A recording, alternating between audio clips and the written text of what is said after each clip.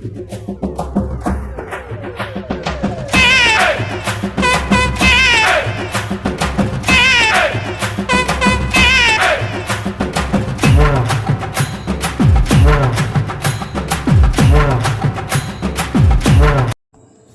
Guys, good morning everyone. இன்றைக்கி என்ன video அப்படின்னு பார்த்தீங்க அப்படின்னா, காலையிலே வந்து ஷாப் ஓப்பனிங்காக நாங்கள் வெளியே போயிட்டுருந்தோம்.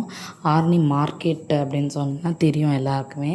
காய்கறி எல்லாமே இந்த மார்க்கெட்டில் தான் விற்பாங்க. வெஜிடபிள் மார்க்கெட்டுன்னு சொல்லுவாங்க, ஆர்னி வெஜிடபிள் மார்க்கெட்டுன்னு சொல்லுவாங்க.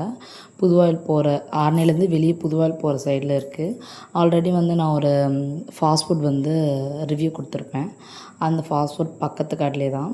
சரி, அங்கே அரிசி கடை வச்சுருந்தோம். ஆர்னியில் நிறைய மில்லு பக்கத்துலேயே வந்ததால் அரிசி கடை ஓடலன்றதால அதை வாடகை விட்டுட்டு இங்கே வந்து இப்போ ஷாப் ஓப்பன் பண்ணியிருக்கோம். இந்த ஷாப்பாச்சு நல்லா போகணுன்னு கடல்கிட்ட வேண்டிட்டு இந்த ஷாப் ஓப்பன் பண்ணியிருக்கோம். அதனால் காலைல ஒரு 4 to 5 ஓப்பன் பண்ணிட்டு காலையிலே வந்துட்டோம்.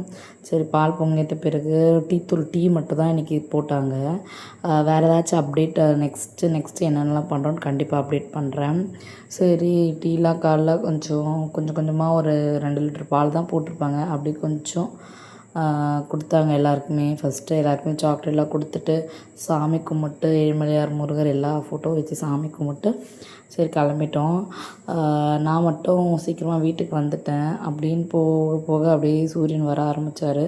இவரும் கொஞ்சம் கொஞ்சமாக ஆல்ரெடி வந்து நாங்கள் ஆர்னியில் டீ மாஸ்டர் வச்சு போட்டதால் கொஞ்சம் இவர் பார்த்து எப்படி போகணும் அப்படி கொஞ்சம் கற்றுட்ருக்காங்க.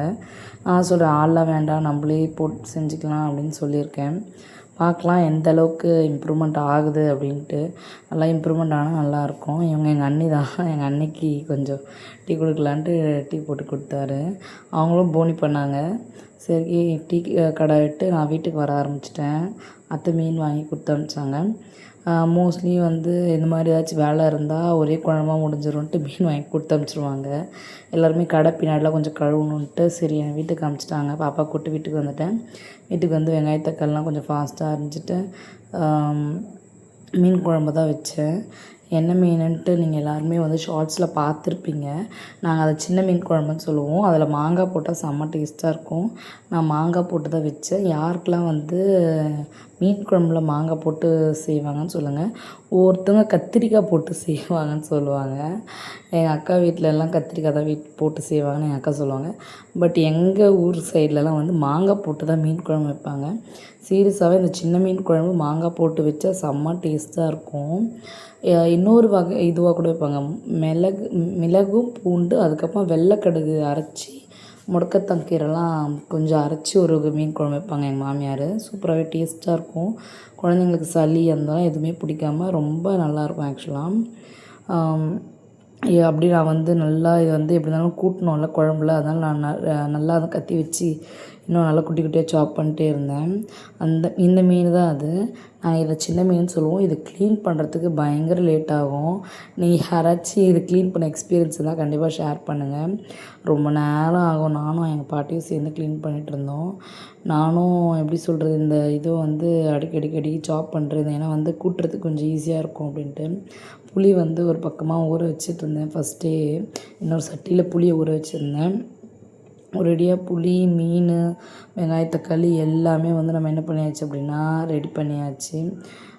பார்த்திங்களா, எல்லாம் ரெடி பண்ணியாச்சு. ஒரு பக்கம் சாப்பாடும் போட்டாச்சு, இன்னொரு பக்கம் வெங்காய தக்காளி வந்து சரி வதக்கலாம் ஃபாஸ்ட்டாக அப்படின்னு சொல்லிட்டு வதக்கியாச்சு. குழம்பும் கூட்டிட்டேன். இன்றைக்கி வந்து லாங்கான வ்ளாக் எடுக்க முடியல. கொஞ்சம் சீக்கிரமாக வ்ளாக் முடிச்சுட்டு பாப்பா பார்த்துக்கலாம் கடையாண்ட போகலான்னு பார்த்தேன். பட் கடையாண்ட போகவே முடியல. ரிட்டன்னு பைக் வந்து மாமா வச்சுருந்தாங்க. பைக் இல்லாததுனால சரி வீட்டிலே இருந்தாச்சு. பட் ரெகுலராக கடைக்கு போகணுன்னு நான் இன்ட்ரெஸ்டடாக இருக்கேன். பட் வீட்டில் எப்படி பண்ணுவாங்கன்னு தெரியல.